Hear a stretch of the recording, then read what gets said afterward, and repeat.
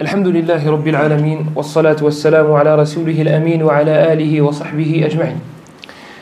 أما بعد فقد ذكرنا فيما مضى قضية مهمة تتعلق بالدعوة إلى الله عز وجل، ألا وهي أن النتائج بين يدي الله عز وجل، وما على الرسول إلا البلاغ.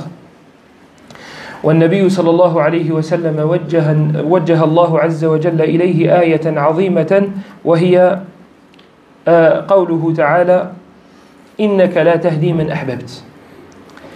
وتعرفون وتعلمون قصة أبي طالب مع نبينا صلى الله عليه وسلم، فالذي يجب علينا هو تبليغ الحق على الوجه الأكمل.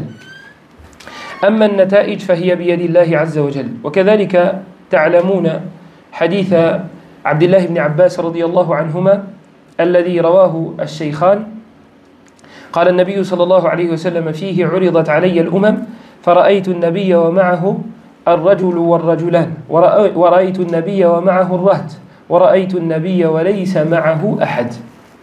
الحديث الذي تعرفونه وهو حديث طويل.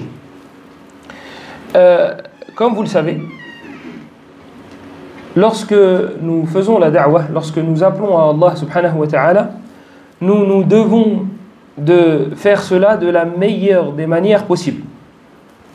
Mais le résultat ne nous incombe pas. C'est-à-dire, ça veut dire que les résultats ne dépendent pas de moi. Les résultats sont entre les mains d'Allah subhanahu wa ta'ala. Je ne dois pas me dire, si telle personne a été guidée, c'est parce que j'ai bien appelé Allah, et telle personne n'a pas été guidée, c'est parce que j'ai mal appelé à Allah subhanahu wa ta'ala. Toi, tu te dois de faire les causes correctement, de transmettre le message, le vrai message, de la meilleure des manières. Le reste, c'est pas toi qui t'en occupe. Ce n'est pas de ton ressort. Le prophète sallallahu alayhi wa sallam, Allah lui dit: Ma ala al-rasuli illa al-balagh. N'appartient au messager que le balagh, que la transmission. Et il lui dit dans l'autre verset: Innaka la tahdi man ahbabt. Certes, tu ne guides pas ceux que tu aimes. Si ça c'est vrai pour Muhammad sallallahu alayhi wa sallam, khayrul bashar, le meilleur des êtres humains, le meilleur ala al-itlaq, meilleur que les anges, meilleur que les djinns, si lui il ne peut pas guider ceux qu'il aime, alors que dire de vous et moi? Et est-ce que s'il n'a pas réussi à être la cause pour guider quelqu'un, on va remettre sa da'wah en question? Non. Et vous connaissez le hadith d'Abu Talib dans le Bukhari et Muslim, il n'agonisait pas encore. Sinon, ça ne sert à rien de lui faire dire la ilaha illallah. Il allait mourir.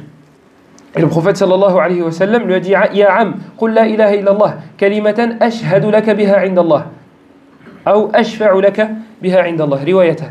Le prophète sallallahu alayhi wa sallam a dit à son oncle Abu Talib: dis la ilaha illallah, une parole via laquelle j'intercéderai en ta faveur le jour dernier. Abu Talib, comme vous le savez, ne l'a pas dit. Maintenant, est-ce qu'on va remettre en question la façon de faire de Muhammad? Hasha wa kalla. Jamais. Donc, le résultat ne dépend pas de moi.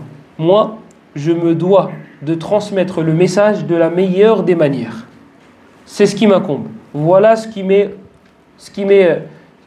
voici mon devoir. Mais le résultat, c'est pas moi qui m'en occupe. Mais, j'insiste bien, nous devons de transmettre la vérité. Donc il faut apprendre avant d'enseigner la vérité pour savoir quelle est-elle. Il faut la connaître. Et la deuxième chose, la façon de faire. La façon de faire. Et surtout, ne désespère pas. Ne désespère jamais de la guider d'une personne. Et regardez, parmi les façons de voir, hirsun nabi sallallahu alayhi wa sallam ala isali nasi al-khayra. Regardez comment le prophète sallallahu alayhi wa sallam était assidu à ce que le bien touche les gens, à ce que la da'wah atteigne les cœurs des personnes. Même si la guidée n'est pas entre ses mains, il faisait tout pour que les personnes soient guidées. وهو ما رواه الشيخان من حديث عائشة رضي الله عنها أنها سألت رسول الله صلى الله عليه وسلم: هل مر عليك يوم كان أشد عليك من يوم أحد؟ أن النبي صلى الله عليه وسلم سئل: هل مر عليك، سألته عائشة: هل مر عليك يوم كان أشد عليك من يوم أحد؟ فقال النبي صلى الله عليه وسلم: لقد لقيت من قومك ما لقيت، وكان من أشد ما لقيت وذكر القصة الطويلة التي تعرفونها وقد سقناها الأسبوع الماضي. وفي آخره وهو موضع الشاهد أتاه ملك الجبال فقال إن الله جزاك الله خيرا بارك الله فيك.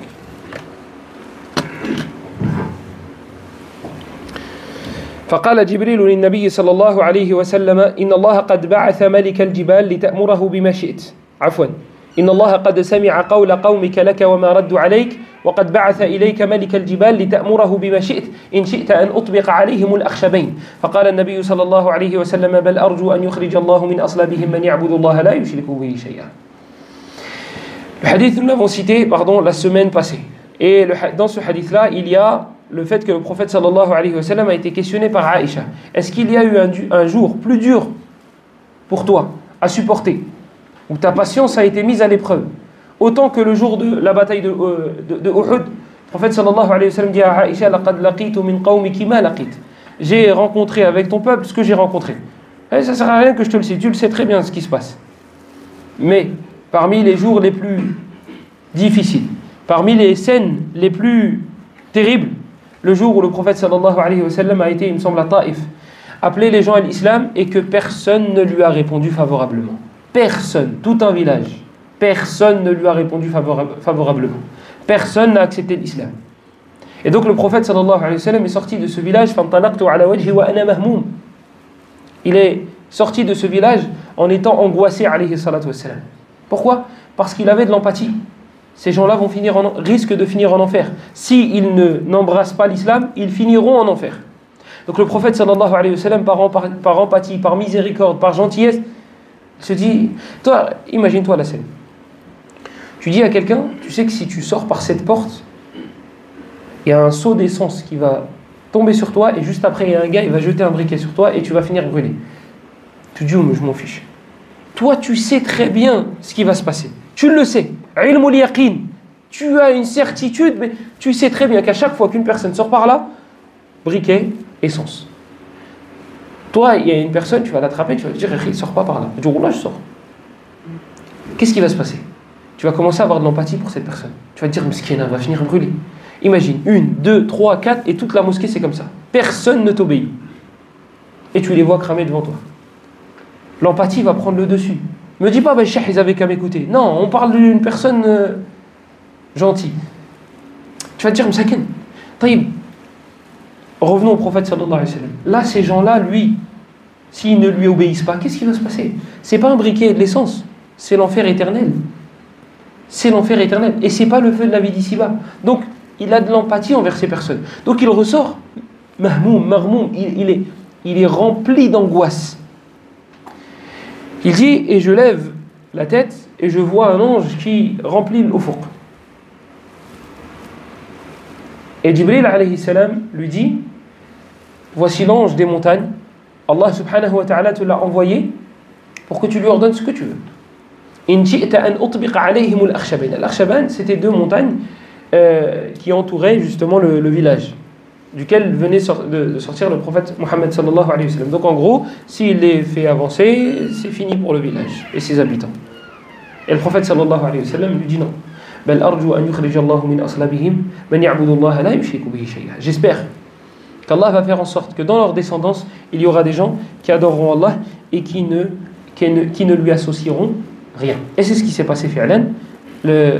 Certaines personnes de la descendance de ces gens-là se sont convertis à l'islam. فهذا يبين لنا حرص نبينا صلى الله عليه وسلم على الخير وفي الدعوة. Donc ce genre de récit nous montre la patience que Mohammed sallallahu alayhi wa sallam avait lorsqu'il appelait à l'islam. J'ai appelé, c'est bon, c'est plus ma responsabilité, tant pis pour eux. Non. Toi, tu te dois d'appeler, et si Allah a décidé de ne pas les guider, ça, ce n'est pas ton ressort. Allah subhanahu wa ta'ala nous dit ختم الله على قلوبهم وعلى سمعهم وعلى أبصارهم غشاوة ولهم عذاب عظيم. qu'Allah subhanahu wa ta'ala nous dit qu'il a scellé le cœur de certaines personnes.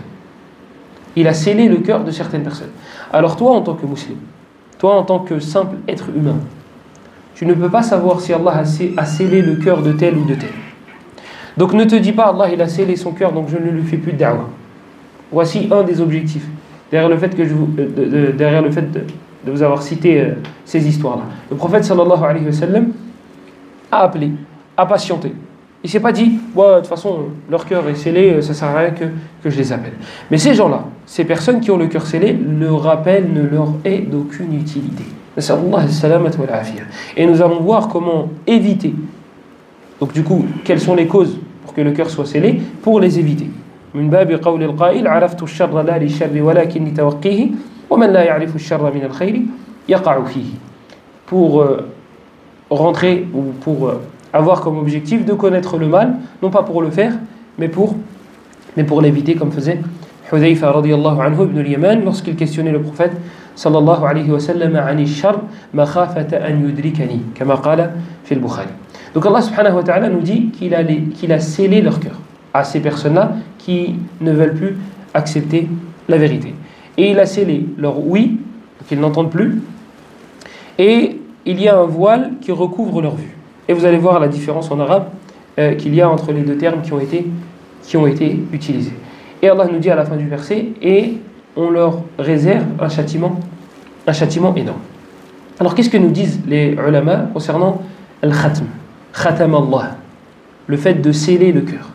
Certains ont dit qu'Allah subhanahu wa ta'ala, à cause de ce qu'ils ont fait, et on va voir ce qu'ils ont fait, Allah subhanahu wa ta'ala, à cause de cela, a créé une obscurité qui scelle leur cœur.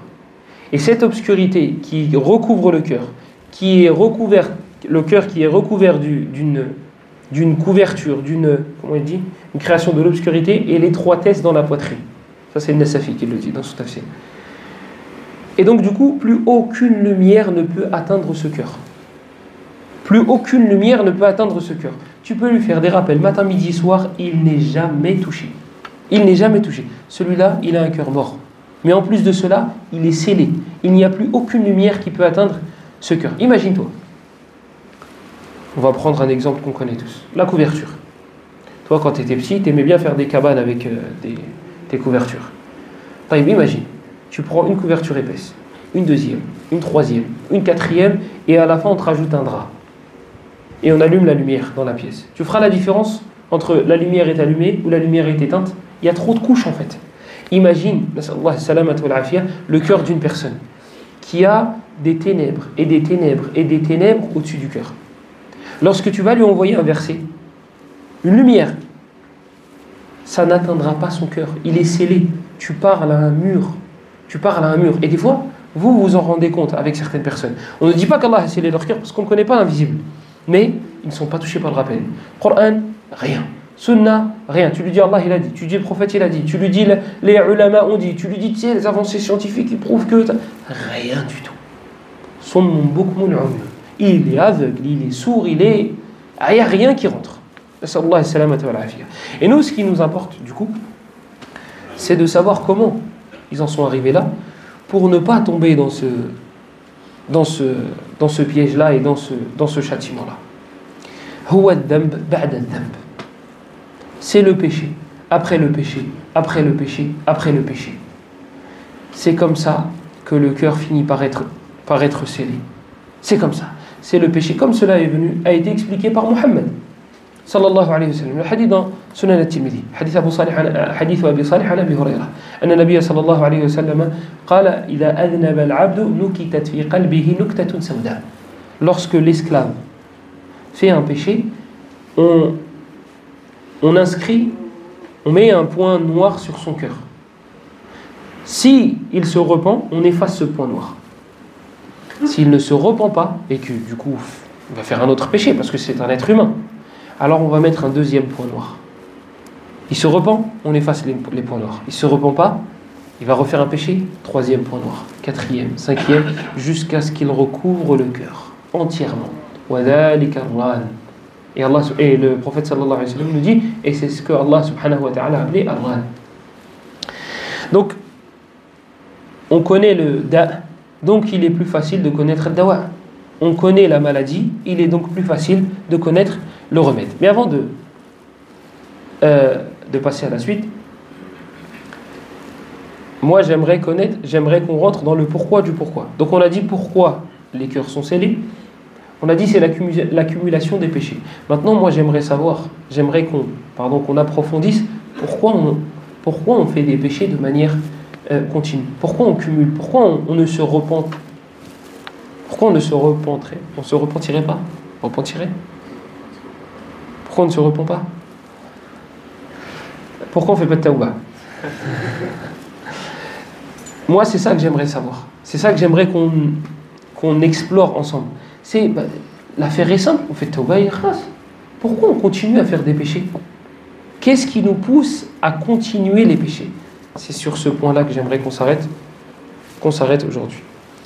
La première chose, c'est ihtiqaru ad-damb. وقد جاء هذا صريحا عن نبينا صلى الله عليه وسلم كما في السنن من حديث عائشة أن النبي صلى الله عليه وسلم قال يا عائشة إياك ومحقرات الأعمال أو محقرات الذنوب. Le fait de minimiser un péché. Toi, dans ta vie de tous les jours, encore une fois, lorsqu'il y a un petit truc que tu as laissé par terre, tu vas pas t'empresser de le ramasser, c'est pas grave, c'est un petit truc. C'est pas ça qui va attirer des moucherons. C'est pas ça qui va t'empêcher de marcher. Donc, mais allez, après. Et un deuxième petit truc après. Et un troisième petit truc après. Et il est là le problème. C'est que les montagnes sont faites de petites pierres. Donc nous, quand on dénigre quelque chose, on se dit c'est pas grave, mais allez, c'est rien. Des fois, c'est les enfants qui vont mal parler aux grands-parents. Si vous avez des enfants et que vous avez vos parents, les enfants, tes enfants, vont se permettre de dépasser un petit peu s'ils sont petits, et les grands-parents, qu'est-ce qu'ils vont dire? Mais allez, il est petit. Mais ce délaissement-là va engendrer des choses plus tard. Tu vois, c'est quand tu baisses la garde que ça fait le plus mal. Si tu dis, mais allez, eh ben, le fait de minimiser les péchés est une des causes pour le fait d'être constant là-dessus. Parce que si tu considérais la chose comme étant grave, tu ne la referais pas. Et tu ne te dirais pas, je me repens, je ferai le tawba plus tard. Tu ne te dirais pas ça. Et c'est ce que nous dit Anas. Je n'ai pas encore traduit le hadith de Aïcha, donc rappelez-le moi si j'oublie. Et c'est ce que nous dit Anas dans Sahih al-Bukhari. Il nous dit, alors attendez, Anas il parle à qui? Anas, ses élèves ce sont qui? Je ne veux pas des noms, mais je veux le nom d'une génération. Tabi'in. Écoutez ce qu'il leur dit. Innakum la ta'maluna a'malan hiya adaqqu fi a'yunikum min ash-sha'r in kunna na'uddu ala 'ahdi an-nabiy al-mubiqat. Sallallahu alayhi wa sallam. Anas, il parle à Mohammed ibn Sirin. Il parle aux élèves des compagnons, Sa'id ibn Jubayr, Sa'id ibn Musayyib. La génération pour laquelle le prophète a attesté. Khayriya, les meilleurs, ce sont ceux de ma génération. Puis ceux qui viendront après, ceux qui viendront après. Taïb, eux rentrent dans les trois générations. C'est la génération juste après les compagnons. Ils rentrent dedans sans aucune divergence. On a vu un aperçu des élèves d'Abdullah ibn Mas'ud la semaine dernière, Al-Rabi' ibn Khuthaym et d'autres. Al-Aswad. Et ben c'est ça la génération d'après Anas. Et ben écoutez ce qu'il leur dit. Innakum la ta'maluna a'malan. Vous faites des actions, vous faites des actes. Innakum la ta'maluna a'malan hiya adaqqu fi a'yunikum min ash-sha'r. À vos yeux, elles sont aussi petites que des cheveux. Vos actions, elles sont petites. Vous ne les considérez pas. Le mouchoir que tu laisses tomber par terre, c'est pas grave, je ramasserai après. Et ben il leur dit, vous faites des actes, vous n'avez aucune considération pour ces actes-là. C'est rien, ma'alish. In kunna la na'uddu ala ahdi an-nabi. In kunna la na'uddu ala ahdi an-nabi al-mubiqat. Nous les comptions parmi les grands péchés à l'époque du prophète. Le mubiqat, c'est les péchés destructeurs. C'est les péchés destructeurs. Faites des actes. Il parle à Mohammed ibn Sirin. Il parle à Rabi' ibn Khuthaym. Il parle à cette génération-là. Que dire de nous? Regardez, quand vous regardez dans le Bukhari Muslim, hadith d'Abu Huraira et d'autres, le prophète sallallahu alayhi wa sallam, il se repentait 70 fois. Il demandait pardon et se repentait 70 fois. Dans l'autre version, 100 fois. Dans un autre hadith, il te dit, dans une seule assise, on comptait une centaine d'istighfar de la part du prophète. Sallallahu alayhi wa sallam. Mais quel péché? Quel péché? Il demande pardon pour quel péché? Et regardez, c'est pas istighfar. C'est pas la demande de pardon simplement, entre guillemets simplement. C'est la demande de pardon et le repentir. Et frère, quand est-ce qu'on se repent, nous 70 fois en plus. Quand est-ce qu'on se repent? Même quand on fait des trucs vraiment de ouf, à nos yeux, à nous, c'est bon, c'est bon. C'est vrai, c'est pas bien, j'ai déconné. 70 fois 70 fois. Là, on parle de Mohammed, sallallahu alayhi wa sallam. Ça, c'est la version la plus gentille. L'autre version, 100 fois. Parfois, c'était en une assise. En une assise. On parle d'un homme à qui Allah a pardonné ses péchés. On parle d'un homme à qui Allah a pardonné tous ses péchés. Et il dit Astaghfirullah wa atubu ilayh. Astaghfirullah wa atubu ilayh. Et quand tu le vois, tu te dis, on dirait qu'il a fait un... Imagine, toi, je te dis à un frère, il se repent 70 fois par jour. Pas il fait que Astaghfirullah. Qu'est-ce que tu vas dire? Oh, lui, il doit faire des dingueries la journée. Ben non. Non, pas forcément. Donc, la première des causes, c'est qu'on dénigre ce que l'on fait. Hadith d'Anas radiyallahu anhu qui dit que vous faites des actes. À l'époque du prophète sallallahu alayhi wa sallam, on les comptait comme étant des moubiqat. Et moi, ça me fait rire parce que nous, malheureusement, lorsqu'on a des catastrophes, alors vous avez hasad, la jalousie. Il a rien à envier. J'aime pas être méchant, mais moi, un frère, une fois, vous savez, il m'a dit ouais, j'ai du hasad. Et moi, j'ai regardé, enfin, il n'y a rien qui donne envie sur lui. Je le regarde et je dis, genre, il t'envie? Il me dit oui. Je lui dis, tu travailles? Il me dit non. Je lui dis, t'es marié? Il me dit non. Je lui dis, t'habites chez tes parents ou tu as ton appart? Il m'a dit, j'habite chez mes parents. Et dans ma tête, je me suis dit, mais il t'envie pourquoi les gens? Mais j'avais peur de le vexer. Pourquoi il t'envie? Regardez, nous, on détourne le truc. Allah, il t'envoie une épreuve pour te rappeler à l'ordre. T'as fait un péché. T'as fait des péchés. On en fait matin, midi et soir. Certains parmi les salafs, comme Sufyan al-Thawri, disaient, j'ai retrouvé, je me rappelle d'un péché que j'ai fait il y a 20 ans et c'est pour ça que j'ai arrêté de... C'est pour ça que j'ai été puni là. Nous, alors on a le hasad. Après, je pense que dans le top, je pense que le mauvais œil, il est au-dessus du... Il est au-dessus du lot. C'est, oh, du ayn akhi. T'as vu, j'arrive pas à monter un commerce, j'arrive pas à faire ça, j'arrive pas à me marier. Mauvais œil. Alors, hasad, ayn et sihr. En résumé, c'est pas de ma faute. C'est la faute des djinns. C'est eux. Mauvais œil, etc., etc. Donc on m'a envoyé des djinns, on m'a fait du sihr. Enfin, mais... Peut-être que si tu venais à faire le résumé de tes journées et tes manquements qu'il y avait avec Allah, parce que peut-être que tu as commis une injustice envers une personne et que c'est pour ça qu'il y a une certaine obscurité dans ta vie et que tu n'arrives pas à faire certaines choses. Peut-être qu'il y a quelqu'un qui est en train de lever les mains contre toi. Peut-être que tu as commis du tort. Non, on ne se remet pas en question. C'est soit l'ayn, soit le hasad. Attention, moi je ne dis pas que ça n'existe pas, ça existe. Mais sachez que les péchés peuvent faire des dégâts immenses. S'il n'y a pas que le mauvais œil, il n'y a pas que le sihr, il n'y a pas que le... C'était quoi le troisième? On a dit hasad, ayn et sihr. Ça c'est le top 3 des arabes. Les autres je ne sais pas. Hadith de Aïcha radiyallahu anha. Le prophète, qu'est-ce qu'il lui dit? Iyaki wa muhaqqarati al-a'mal. Fais attention aux actes qu'on dénigre. On a tendance à ne pas faire attention. C'est les actes que je vous ai expliqué. Le mouchoir par terre, insignifiant, je vais noter. Al-amru al-thani. Wa alaykum salam wa rahmatullahi wa barakatuh. Al-amru al-thani, wa huwa min asbab al-istimrar ala al-dhunub, عدم معرفتنا لله سبحانه وتعالى. لا نعرف ربنا حق المعرفة. La deuxième raison, c'est que nous ne connaissons pas réellement Allah. Pourquoi Allah nous dit dans le Coran إنما يخشى الله من عباده العلماء? Certes, ceux qui craignent parmi ses esclaves Allah, ce sont les savants.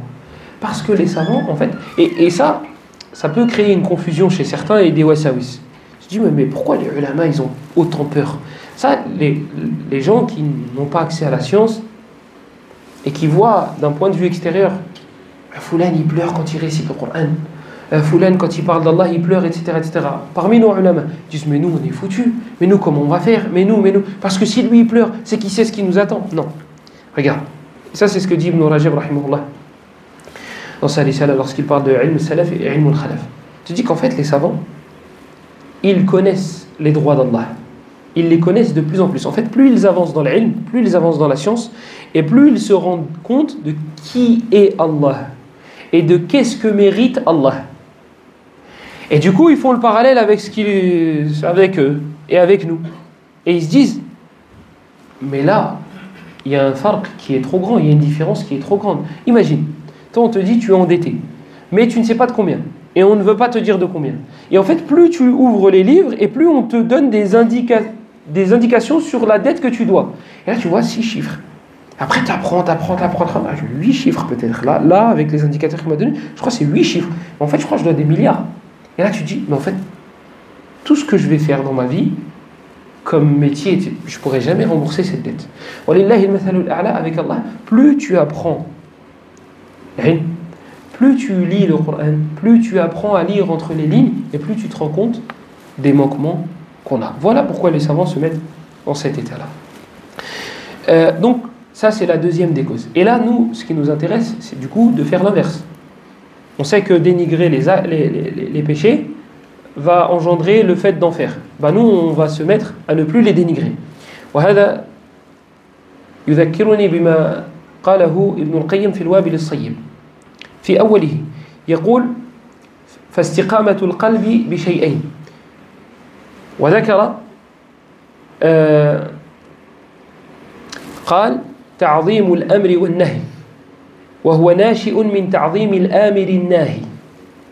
Il dit rahimahullah dans le début de son livre Al-Wabil al-Sayyib Ibn al-Qayyim, il dit que la droiture du cœur dépend de 2 éléments. Et une de ces 2 choses, un de ces 2 éléments, c'est ta'zimul amri wan nahi. C'est le fait d'immensifier les ordres et les interdits. D'immensifier. Ça, cet ordre-là, aqimis salah. C'est un ordre qui est immense, la salat. J'immensifie l'ordre. Il te dit, et cela découle du fait d'immensifier celui qui a donné l'ordre. Un autre exemple, ta mère rentre chez toi, elle te dit, ton petit frère il t'a dit de ranger la chambre. Tu immensifies l'ordre. Ton petit frère, vas-y ferme la porte. Maintenant elle rentre et elle te dit, ton père il t'a dit de ranger la chambre. Ou ton grand frère t'a dit de ranger la chambre. Là c'est pas la même chose. Là ça sonne plus pareil dans l'oreille. Imagine maintenant, on rentre et on te dit, Abu Bakr as-Siddiq radiyallahu anhu, il t'a dit de ranger ta chambre parce qu'il veut prendre. Vous voyez, plus la personne est importante, plus on va immensifier l'ordre.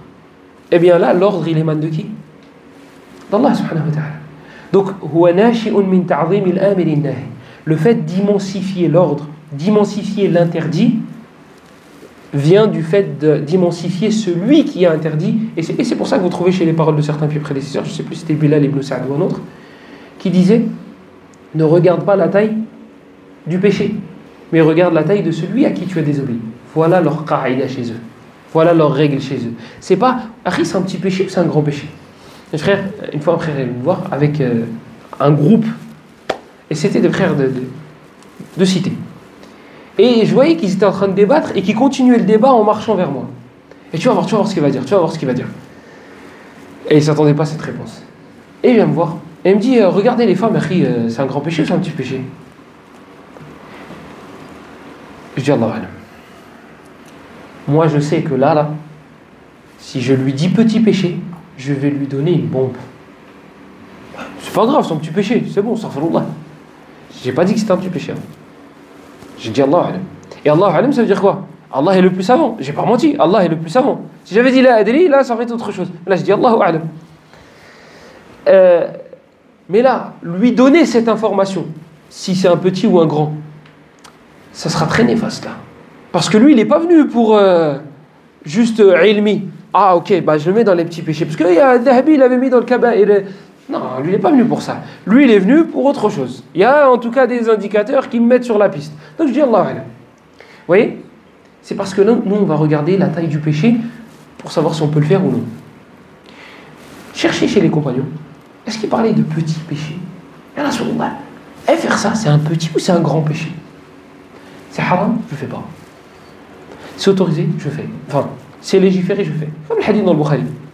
La femme que le prophète sallallahu alayhi wa sallam est parti voir, donc du moins il est parti voir le père, le tuteur, et il dit à ce père, pardon, je veux marier ta fille.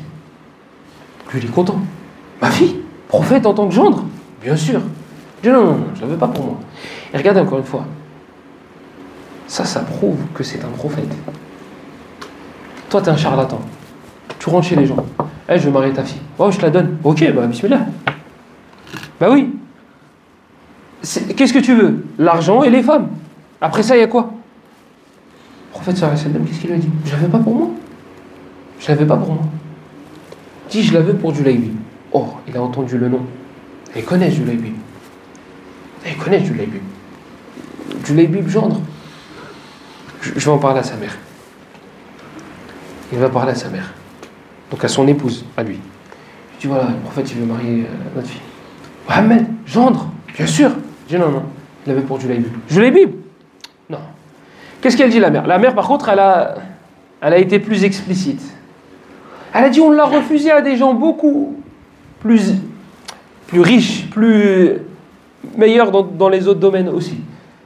Julaybib, il n'était pas connu pour être le plus beau, le plus riche, le plus à l'aise financièrement. C'est ça qu'elle dit. On l'a refusé à des gens meilleurs que Julaybib et toi tu veux que je le...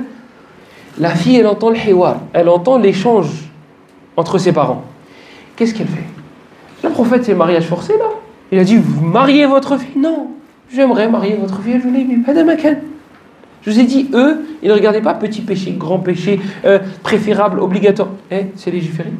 Allah m'a dit de le faire, Mohammed m'a dit de le faire, je fais. Me dis pas makrouh, mandoub, faut faire, je fais. Faut pas faire, je fais pas. Alors la fille, elle entend le hiwar. La fille, elle est là et elle entend l'échange. Elle dit Atarudduna ala an-nabiy amrah.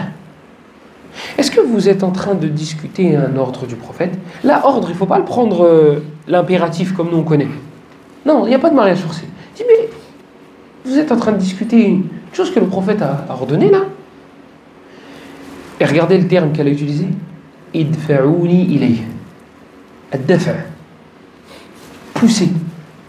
Poussez-moi vers lui, vers Julaybib. Fa'innahu lan yudayyan. Car il ne me délaissera jamais. Pourquoi il me délaissera jamais? Elle connaît Julaybib, elle ne connaît pas Julaybib. Mais elle connaît celui qui est venu faire l'intermédiaire entre elle et Julaybib. C'est Mohammed, sallallahu alayhi wa sallam. Et elle se marie avec Julaybib, Mohammed.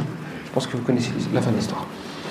Donc, ces gens-là, ces générations-là, salouhat, elles étaient droites. Pourquoi?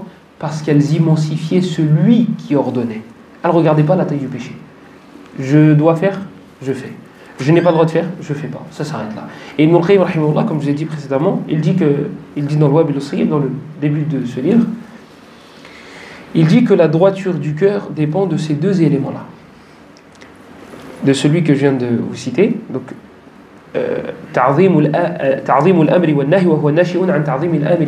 donc le fait d'immensifier l'ordre et l'interdit. Et cela découle du fait d'immensifier celui qui est interdit. Et je vais vous donner le deuxième, même si ce n'est pas directement notre sujet, et pendant que je parlais, j'essayais de m'en rappeler. Alhamdulillah, je me suis rappelé. C'est que la personne, lorsqu'elle a le choix entre deux choses, une qu'Allah aime et une autre qu'Allah n'aime pas, elle choisira toujours celle qu'Allah aime. Et ça va plus loin que ça. Deux choses qu'Allah aime, la personne va regarder la chose qu'Allah aime le plus et elle va la choisir. Elle va aller vers celle-ci. Voici les deux raisons, les deux causes pour que le cœur soit droit. À chaque fois que deux choses se présentent à toi, quelle est la chose qu'Allah aime le plus? Si on parle d'une chose légiférée et d'une chose haram, là c'est normal. Choisis directement l'autre. Mais maintenant, on va aller plus loin. Deux choses qu'Allah a légiférées. Moi, je vais prendre celle qu'Allah aime le plus. Tu t'imagines si dans ta vie de tous les jours tu marches comme ça? Toi, tu n'es pas un simple esclave obéissant. Non. Toi, tu cherches à faire partie de l'élite. Moi, je veux ce qu'Allah aime le plus. Pas ce qu'Allah aime. Ce qu'Allah aime le plus. Ce qu'Allah aime le plus. Taïb. Le troisième, je crois, raison qui pousse à faire les péchés de manière continue, c'est al-taswif. Et là, je pense qu'on est des numéros 10. Taswif, c'est ce qu'on appelle en français la procrastination. Et je pourrais en parler en long et en large de la procrastination, parce que je m'y connais dans le domaine. Plus tard, je ferai après. Plus tard, Inch'Allah. Ouais, je vais le faire, je te jure, je vais le faire. Et le lendemain matin, oh punaise, j'ai oublié. Je te jure, je finis juste ça et je le fais. Pourquoi, regarde, je finis juste ça? Bah, va savoir. Va savoir. Le taswif. Sauf que le taswif, il devient très dangereux lorsque ça concerne la relation avec Allah. La procrastination devient très dangereuse lorsqu'elle concerne la relation avec Allah. Et ça, et ça découle d'un autre problème qui est en lien avec le taswif. C'est toulul amal, c'est se dire j'ai le temps. Ah oui, j'ai 20 ans. Et il me reste encore du temps. C'est ça toulul amal. Tu vois, 50 ans, 60 ans, 70 ans. Et on l'entend ça. Jusqu'à maintenant. Je ferai le hajj quand je serai vieux. Et le problème, rappelle-toi du hadith dans Tirmidhi, le hadith d'Abu Salih sallallahu alayhi wa sallam. Qu'est-ce qu'il dit? Il dit que lorsqu'un péché est fait, puis un autre, le cœur il est scellé. Le cœur il est scellé. Mais la lumière elle rentre plus là, khoya. Ça veut dire que le hajj, tu n'as plus envie de le faire. Tu as plus envie de le faire. Quand bien même tu serais milliardaire, j'ai pas envie. Mais oui, tu n'as pas envie. Pourquoi? Parce que le cœur il est scellé. Le cœur il est scellé. C'est trop tard. Mais ça, c'est si on rentre dans le... On va vivre longtemps. Et qui nous dit que nous allons vivre longtemps? Notre...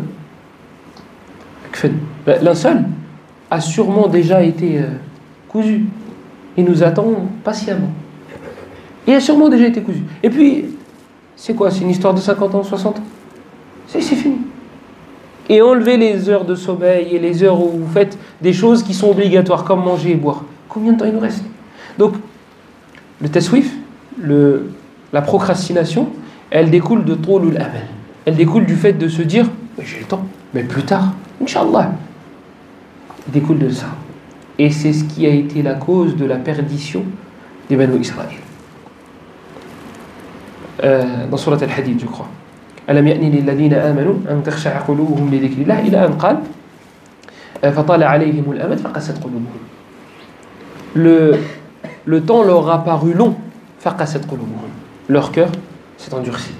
Et lorsque vous fouillez chez les pieux prédécesseurs, ils ont pris ce problème et ils l'ont inversé. Al-Rabi' ibn Khuthaym, dont je vous ai parlé la semaine dernière. Et c'est pas le seul qui avait cette ibara, limite avec les mêmes mots. Limite. C'est pas le seul. Il disait لو فارق قلبي ذكر الموت ساعة لفسد علي. Il disait et wallah jarribu. Essayez 1 heure, 2 heures par jour. Il disait rahimahullah ta'ala, si la mort, le fait de me dire que je vais mourir partait de mon esprit, de mon cœur, ne serait-ce qu'un instant, la fasada alay. Ça y est, mon cœur, il n'y a plus de cœur, il n'y a plus de cœur sain. Ça y est, je vais me permettre de faire des choses. Essayez 1 ou 2 heures par jour. Essayez 1 ou 2 heures. Sinon, faites-le juste avant d'aller dormir. Quand vous posez votre tête et vous fermez les yeux, dites-vous, je vais les rouvrir et il va y avoir 2 anges en face de moi. Essayez. Et vous allez voir que votre vision des choses va changer. Et dites-vous que ce logiciel-là, les salafs, ils l'avaient, mais H24. Dès qu'ils allumaient l'ordinateur, khalas, l'antivirus, il était là. Installé directement. Et la moindre faille, le virus y rentre. C'est ce que te dit Rabi' ibn Khuthaym. Là où, si le fait de se rappeler de la mort ne partait de mon esprit, ne serait-ce qu'un instant, ça y est, c'est fini pour moi. Et c'est pour ça que vous en trouvez certains, je ne sais plus si c'était le Hassan al-Basri, qui dormaient dans des trous. Mais il mettait un trou, il rentrait dedans et après il récitait. Etc.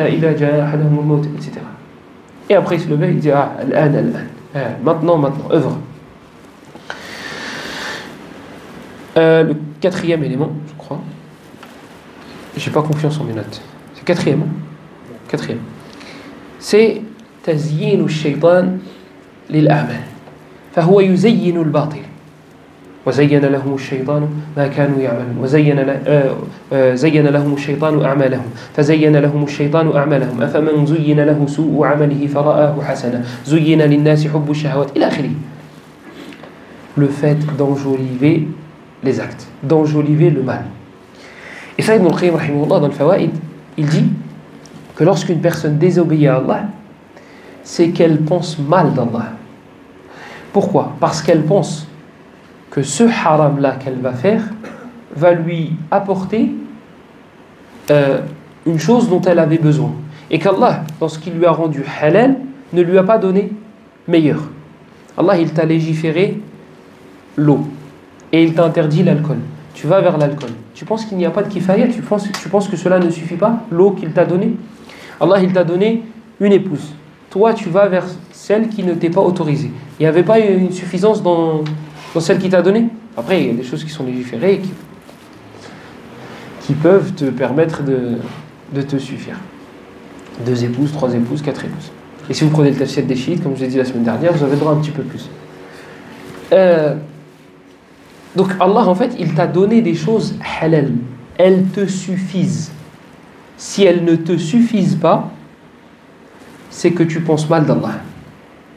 Et puis, si Allah t'a rendu haram cette chose-là, et que tu vas vers celle-ci pour un besoin quelconque, Allah risque de te donner l'inverse. Regardez, Al-Mutakabbir, l'orgueilleux, lui il se croit au-dessus de tout le monde.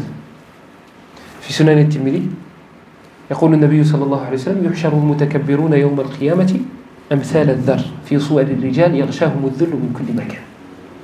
وعندنا في القرآن قصة قارون في آخر سورة القصص فخسفنا به وبداره الأرض. La problématique avec les péchés, c'est que toi tu crois avoir accès à un raccourci. Je veux de l'argent, je vole. L'argent facile. Mais sauf que parmi le adl, parmi l'équité d'Allah, c'est qu'il te donne l'inverse. Tu veux ce raccourci, mais via une porte haram, Allah il te donne l'inverse de ce que tu as voulu. L'orgueilleux, c'est quoi son objectif? C'est quoi son problème? C'est qu'il se sent au-dessus de tout le monde. Et bien regardez la répercussion. Qarun, il faisait partie des mutakabbirun, il faisait partie des orgueilleux. Allah, il a englouti la terre et il a mis lui et ainsi que c'est bien. Alors que pour porter ne serait-ce que la clé de son trésor, il fallait des hommes forts. Et le prophète sallallahu alayhi wa sallam nous dit dans Sunan al-Tirmidhi que l'orgueilleux, le jour de la résurrection, sera ressuscité amthal ad-dar fi suwar ar-rijal. Il sera à la taille d'une, on va dire, d'une fourmi. Yaghshahum ad-dhullu min kulli makan. L'humiliation sera, l'entourera. Voilà. Il croyait qu'il était le plus grand et le plus petit. Regardez ce qu'ont fait le riba. Ceux qui ont acheté avec des intérêts. Ils ont utilisé l'usure. Ils se sont dit, ouais, je vais acheter une maison, je vais mettre à l'abri la maman. Il n'a rien mis à l'abri du tout. Il n'y a pas de baraka. Et moi, je suis sûr et certain, si tu rentres dans la maison, tu récites du Coran, tu vas les voir danser. Danser parce qu'ils ont un djinn. Parce que le riba est souvent en lien avec ça. Et des fois, tu as des passions. Il déclenche, pourquoi tu es là? Demande-lui. Demande-lui à qui? Celui dans qui je suis. Qu'est-ce qu'il a fait pour acheter sa maison? Comment ça, qu'est-ce qu'il a fait? Riba. Ça fait partie des kabaïr. La guerre à Allah et à son prophète. La guerre à Allah. Et tu crois que ça ne va pas avoir de répercussions ici-bas? Non, il va y en avoir. Il va y en avoir ici. Et ça, c'est la version soft, un djinn dans le corps. Ça, c'est tranquille. C'est pas le pire, on va dire.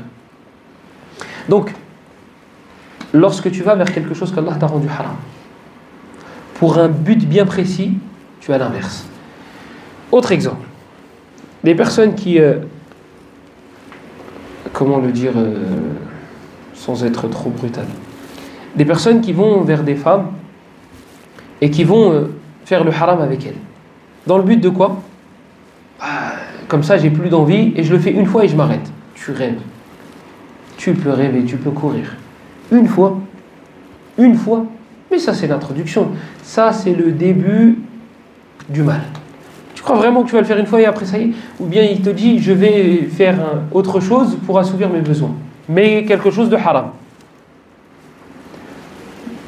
Répercussion, ses envies sont multipliées par 10. Dès qu'il voit une femme dehors, il y a un chien sauvage, akramakumullah, qui se réveille. Sa collègue, c'est même pas la peine qu'elle vienne lui parler. Il va la voir, elle m'a dit bonjour aujourd'hui, elle a souri. Je sais ce qu'elle veut. Et on sait tout ce qu'elle veut. Elle veut rien du tout. Elle veut rien du tout. C'est toi qui as Et il est où le problème? Tu as été vers une voie haram pour délaisser, pour assouvir tes envies, tes besoins. Prenez cette règle-là. ne jouez pas avec Allah. Ne vous dites pas, je vais aller vers ce truc haram. Ceux qui ont... Moi, je parlais avec un cousin, il me disait qu'il avait des amis qui arrachaient des sacs de dames. Je dis, moi, j'ai une certaine patience avec les péchés des gens. Parce que je me dois d'être ouvert. Vous imaginez, à chaque fois qu'il y en a un qui me dit, ah, je suis éprouvé par un péché, vas-y, bouge. Je peux pas. Mais j'ai tolérance zéro avec certains péchés. Je ne vais pas vous dire lesquels. Mais celui-là en fait partie. C'est dhulmun nas. C'est le fait de causer du tort à autrui. Tu as une dame, âgée, vieille, jeune, tout ce que tu veux. Même un monsieur, ce que tu veux. Qui rentre un jour de son boulot, et toi tu viens et tu lui arraches son sac. On fait tous des péchés. On a tous nos points faibles, etc. Mais pourquoi tu vas arracher le sac d'une dame qui, miskina, t'a rien demandé? Ça, c'est le genre de péché qui m'exaspère. Et donc, du coup, en général, les gens qui me connaissent passent par un intermédiaire pour me poser la question. Il ne va pas me poser la question directement. Parce que je vais faire la morale, mais je vais me transformer. Et vous savez ce qu'il m'a dit? Il m'a dit, si le sac, elle ne le lâche pas, il la passe à tabac. Donc, non seulement ils prennent le sac, mais en plus, elle rentre avec des cocards. Moi, je dis à un cousin, je dis, mais ces gens-là, ils n'ont pas de maman, ils n'ont pas de sœur. Imagine un jour, sa mère à lui, elle rentre avec des cocards. Qu'est-ce qui s'est passé? T'as fait un truc de ouf? Écoutez, même si nos mamans avaient fait un truc de ouf, et elles rentrent avec des cocards, on va dire, il est où? Il est où? Ouais, mais la prison, à vie, ma'alish, peine de mort, remettez-la pour moi, c'est ma mère. Ça, c'est si elle était en tort. Imagine, Mskena, elle rentre du travail, on lui arrache son sac, elle veut pas, parce que je crois que c'était son sac jusqu'à présent, et on l'a passé à tabac pour ça. Donc elle rentre sans son sac, et sans sa dignité et son honneur.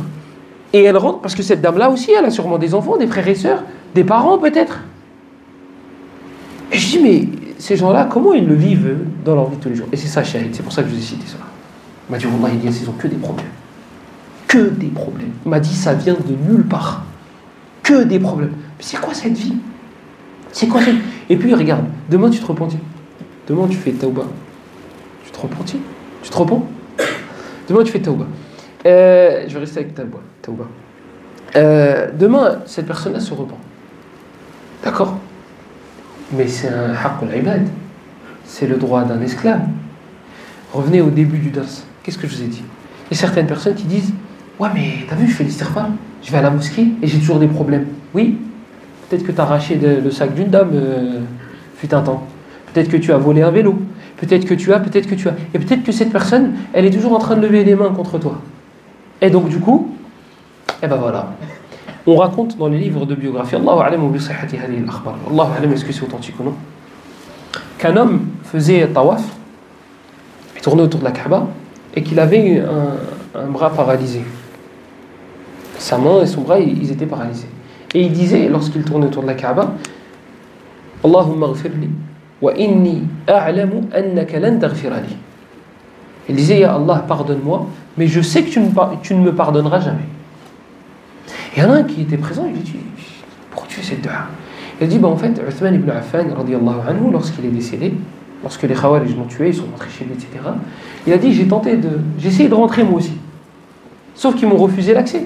Et il est mort, qu'est-ce que tu veux? Il dit, non, juste je rentre, je veux dire adieu, je veux faire mes adieux au gouverneur des croyants. Uthman, Kaddab, c'est pas vrai. Lui, il est rentré, il a mis une claque. À Uthman, qui était mort, qui a été tué injustement. Il a dit, la main avec laquelle je l'ai frappé, elle était paralysée. Il a dit, voilà pourquoi je répète, et Allah pardonne-moi, je sais que tu ne me pardonneras jamais. Donc peut-être que cette noirceur qu'il y a dans ta vie, elle est en lien avec un zulm que tu as fait, et que tu n'as pas réparé, avec une injustice que tu as commise, et qui n'a toujours pas été réparée. Donc, parmi les problématiques, parmi les éléments qui nous empêchent de nous repentir à al-fawr, rapidement, que plus tard, c'est le fait que Shaitan nous embellit nos actes.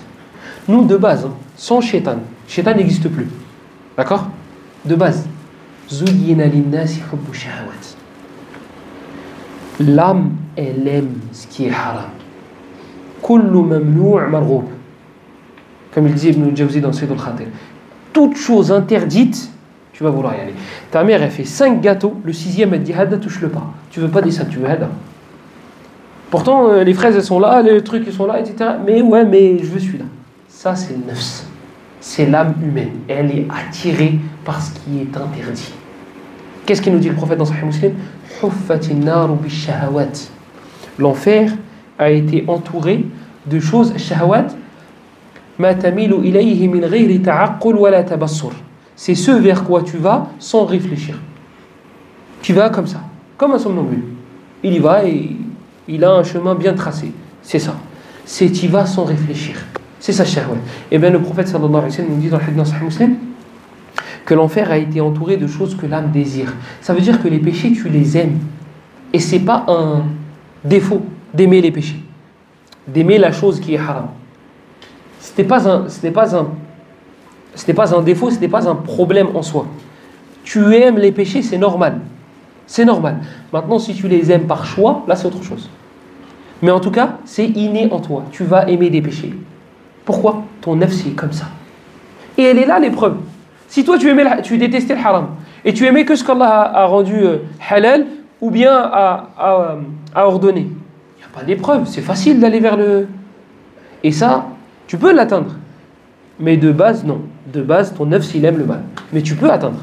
Inna an-nafsa la'ammaratun bis-su'i illa rahima rabbi. Tu peux éduquer ton âme jusqu'à ce que tu aimes le khayr et que tu détestes le mal. Tu peux atteindre ce degré.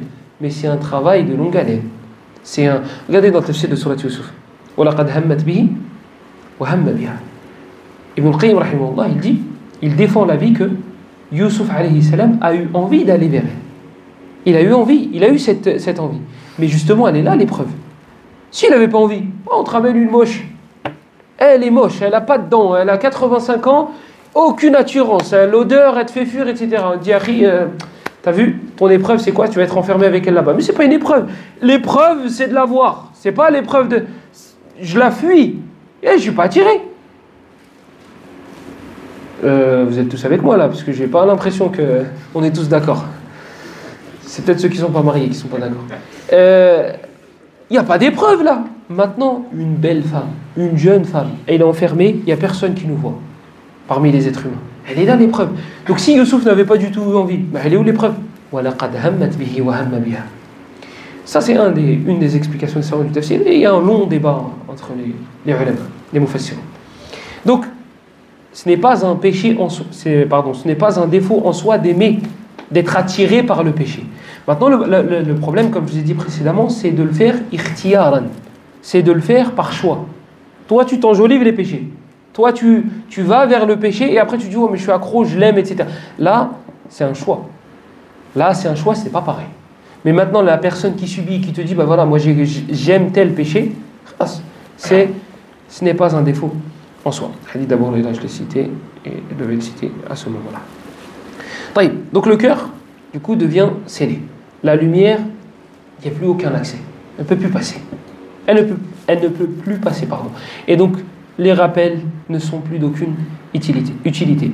Inna fi dhalika la dhikra, liman kana lahu qalb. Il y a dans cela une exhortation, un rappel. Mais pour qui? Pour celui qui a un cœur. Pour celui qui a un cœur.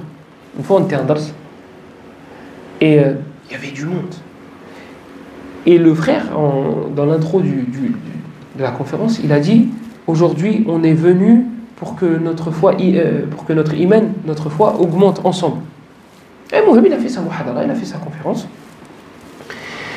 Et en sortant, il y avait vraiment beaucoup de monde. Et j'entends un bruit de fond. Un frère qui dit bah moi ma foi elle n'a pas augmenté. Et ça date d'il y a très longtemps et je pense que le frère ne me connaissait même pas. Et le frère, celui qui a fait la muhadara, pas Hada. Hada Aslan, ça sert à rien de le connaître. Et moi, quand il a dit ça, j'ai pensé à ce verset dans Surat Qaf. S'il l'avait dit à côté de moi, j'aurais cité le verset. S'il avait prononcé cette phrase à côté de moi, j'aurais dit oui, mais c'est pour quelqu'un qui a un cœur, toi t'es pas concerné. Toi t'es venu comme ça. Regardez, on est arrivé à un tel point, on se remet même pas en question. C'est lui le problème. Elle prêche, il n'était pas assez bien, il a pas assez. Tu vois, quand il parle trop doucement. Ou quand il parle trop fort. Ou il n'a pas cité assez de ça. c'est ton cœur le problème. Donc il y a un rappel dans cela pour celui qui a un cœur. Voilà quand est-ce que le Coran va être utile. Il va être utile pour ceux qui ont un cœur. Un cœur vivant. 13 minutes. 13 minutes. J'ai plusieurs infos et je ne sais pas laquelle mettre en avant en premier. Allah subhanahu wa ta'ala dans le Coran, il cite normalement 19 fois as-sam' ma'a al-basar. L'ouïe, le fait d'entendre, avec le fait de voir. Et à 14, dans 14 versets, 14 sur 19, il met as-sam' avant le basar. Il met l'ouïe avant la vue. Certaines personnes qui aiment suivre les mu'jizat, etc., les choses extraordinaires, les choses qui sont en lien avec les miracles, disent que Allah subhanahu wa ta'ala a mis l'ouïe avant, a cité l'ouïe avant la vue, parce que dans le fœtus, dans le ventre de la maman, lorsque le fœtus est en train d'être... eh bien, son ouïe est développée avant sa vue. Donc il entend avant de voir. Certains qui aiment suivre ce genre de choses disent cela. Allahu a'lam. Oui, c'est ce que dit la médecine. C'est ce que confirme la médecine. Mais est-ce que c'est ce qui est voulu dans le Coran? Peut-être. Allahu a'lam.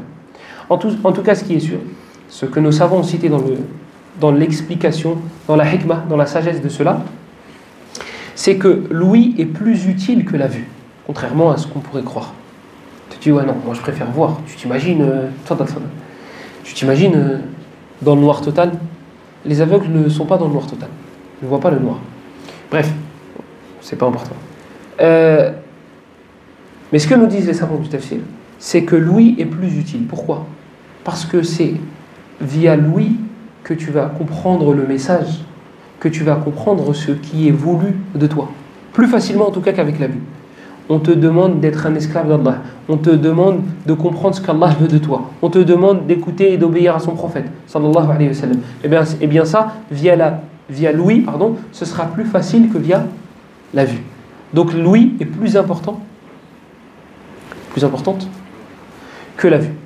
L'ouïe est plus importante que la vue. Et là, moi je voulais vous... il y a la différence des termes qui ont été utilisés, ça, Inch'Allah, je pense qu'on le verra demain, mais j'aimerais, moi, parler d'une chose, d'un élément extrêmement important dans l'éducation de nos enfants. Je vous ai dit que le fœtus, que le bébé, lorsqu'il se forme dans le ventre de la maman, il entend avant de voir. Il entend avant de voir. Eh bien, c'est pile à ce moment qu'il faut commencer à l'habituer au Coran. C'est pile à ce moment qu'il faut commencer à l'habituer au Coran. Il aura une facilité à apprendre incroyable. Imaginez-vous, la maman, elle a un wird. Donc elle a un lien, elle a une habitude avec le Coran. On va dire, elle récite 15 minutes par jour. Donc elle va réciter à voix haute. Lui, il écoute, ou il entend, comme vous voulez, selon son humeur. Le papa, il a une habitude aussi, 15-20 minutes, on va dire, par jour. Et quand il récite son wird, il décide de le réciter à côté de la maman. Hada, il entend ou il écoute, comme je vous ai dit, selon son humeur, selon ses humeurs. Le Coran lui est... donc il met un enregistrement, le papa ou la maman, de temps en temps dans la journée, 15-20 minutes. Imaginez-vous l'istimrar. Imaginez-vous la continuité. Hada, je ne sais plus exactement combien de mois il entend le fœtus. Est-ce que c'est 3 mois? Est-ce que c'est 6 mois? Est-ce que je m'en souviens. 3 mois, l'âme n'est pas insufflée, donc ça va être difficile. Je ne sais plus exactement c'est quand. Mais en tout cas, c'est bien avant les 9 mois. Bien avant les 9 mois. Le travail commence maintenant. Le travail commence maintenant. Et une fois qu'il naît, on lui fait écouter le Coran. Avant de dormir, il écoute. En se réveillant, il écoute. Et c'est pas je vais le saouler, entre guillemets, avec. C'est pas va t'asseoir, révise le Coran. Regarde, il a 2 ans. Il a 2 ans. Il va se braquer. Tu vas faire de lui une personne qui déteste le Coran. Non, tranquille, joue, fais ce que tu veux. Hop, moi je mets un fond de Coran. Pareil, je le sens pas avec ça. Je mets pas à fond et Miskin il va. Non, je mets un fond de Coran. Lui là, il est en train de s'habituer encore une fois. Il écoute du Coran. Ou il entend. 1 an, 2 ans, 3 ans, 4 ans. Allez, viens, on va faire quelques cours. Viens, on va. Là, saddiqouni, croyez-moi, il aura déjà des parties du Coran. Et ce que tu vas faire en fait, c'est un puzzle. Tu vois, il y aura des fragments dans son cerveau, un verset par là, un verset par là, un verset par là. Vous avez déjà connu ça. Des soirs qu'on a voulu apprendre, on ouvre le mushaf. Je la connais déjà. Pourquoi? Parce qu'on l'a tellement écouté, on l'a tellement entendu. Je ne sais plus c'était quel sahabiya qui disait, est-ce que c'était l'épouse du prophète Umm Salama ou notre Mouhim, qui disait j'ai appris sur la Qaf parce que le prophète sallallahu alayhi wa sallam il l'a cité sur le minbar. Tellement il l'a cité sur la Qaf. Après oui, c'est pas les mêmes mémoires que nous. Nous j'ai appris sur la Tnes à force de l'écouter. J'ai appris l'Ikhlas, le Fala. Qaf c'est autre chose. Après Qaf si on l'écoute pendant X temps, oui peut-être. Mais elle a dit j'ai appris sur la Qaf de la bouche du prophète parce qu'il l'a récité, il l'a récité sur le minbar. Là l'enfant c'est un récipient propre, vide. Il n'a pas de facture à payer. Il n'a pas son entreprise, il n'a pas d'employé à gérer. Il n'a pas de problème. Le truc, il est vide. Les problèmes qu'il va avoir dans sa tête, c'est en fonction de son quotidien. Donc si toi, tu lui dis apprends tel verset, son problème, ce sera ça. Mais on y va de manière légère et douce. Parce que c'est très fragile. C'est très fragile. On ne lui dit pas à 2 ans et demi, 3 ans, assis-toi. Assis-toi. Hafaz le Coran. Apprends ce verset. Répète ce verset. Et une fois que tu auras appris, eh ben là, je te ferai. Et il a 3 ans, regarde. Il y a 3 ans. Si tu comprends l'humain, comment il est fait, comment il est façonné, tu vas facilement arriver au résultat que celui-là, il n'est pas fait pour être assis.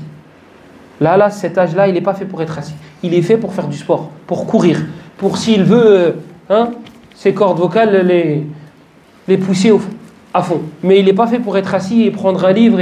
C'est pas cet âge-là. Par contre, ce qu'on peut faire à cet âge-là, c'est lui faire écouter du Coran de manière légère, mettre en fond. La maman, elle récite, le papa, il récite. Vos adhkar du matin et du soir, faites-les à voix haute à côté d'eux. Pareil, vous allez voir qu'au bout d'un moment, il va commencer à vous dire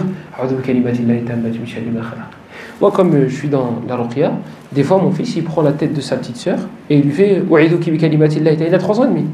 Et il met sa main comme ça, il fait et je regarde, je me dis, mais je n'ai jamais appris ça. Il fait ruqya à sa petite sœur. Pour lui, c'est un jeu. Mais quand il va grandir, il va se rendre compte que ce dhikr-là, il n'a pas à l'apprendre. Il n'a pas à l'apprendre. Pareil pour les invocations du sommeil.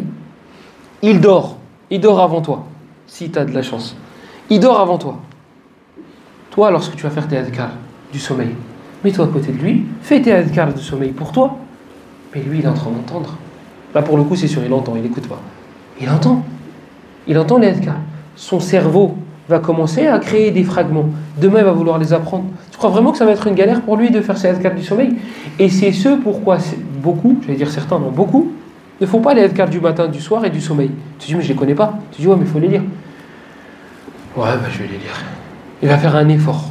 Masha'Allah. Il va faire un effort. Mais si, c'est par cœur. Il n'y a pas besoin de faire d'effort. Il peut les faire quand il veut, il n'a pas besoin de lire, il peut les faire au volant, etc. Et bien là, tu es en train de créer, tu es en train de former un soldat. Il faut que je fasse attention aux termes que j'utilise, parce que soldat, vous avez compris, c'est pas soldat, il va tirer sur les gens. Vous êtes en train de former un croyant. Vous êtes en train de le forger. Vous êtes en train de l'éduquer. Lui, demain, pour lui, ce sera bizarre de ne pas faire les adhkar. Alors qu'aujourd'hui, c'est bizarre de faire les adhkar. Attends, machallah, tu dois être bien. Non, tu es un musulman normal. Hada, pour lui, lorsqu'il va rencontrer quelqu'un quand il sera plus grand, lorsqu'il va rencontrer quelqu'un qui ne fait pas ses adhkar, ben subhanallah, moi je l'ai fait depuis tout petit. Ben, moi, mon père, il me les faisait, ma mère, elle me les faisait. Il a grandi, il a nasha'a fi baytin, il a grandi dans une maison où c'est normal. C'est pas exceptionnel de lire le Coran, d'écouter le Coran, faire les adhkar du matin et du soir et faire les adhkar du sommeil. Et ça, on peut le faire. Même si malheureusement, nous, la plupart d'entre nous, on n'a pas eu ce privilège-là, eh ben, on peut le donner à nos enfants pour que ça devienne normal et qu'ils te disent non, moi j'ai mon wird avec le Coran, j'ai ça et j'ai ça et j'ai ça. Non. 4 minutes. Certains ulama ont parlé des différents termes qui ont été utilisés dans ce verset lorsqu'Allah dit Khatamallahu ala qulubihim wa ala sam'ihim wa ala absarihim rishawa. Donc al-absar, on a utilisé le terme rishawa. Et en ce qui concerne le cœur et l'ouïe, on a utilisé al-khatm. Et ça, vous le trouvez dans d'autres versets. Donc al-khatm, c'est pour le cœur et l'ouïe. Et le rishawa, c'est pour la vue. Dans Surat al-Jathiyah. Attendez, je vais vous le trouver. وختم الله على سمعه وختم على سمعه وقلبه وجعل على بصره غشاوة. Donc il y a une petite différence entre les deux qu'on verra, je pense, Inch'Allah ta'ala, la semaine prochaine. Je vois s'il y a une faïda qui est rapide. Si on a une rapide, je la donne. Si on n'a pas, je ne donne pas. Inch'Allah, on commencera avec ça.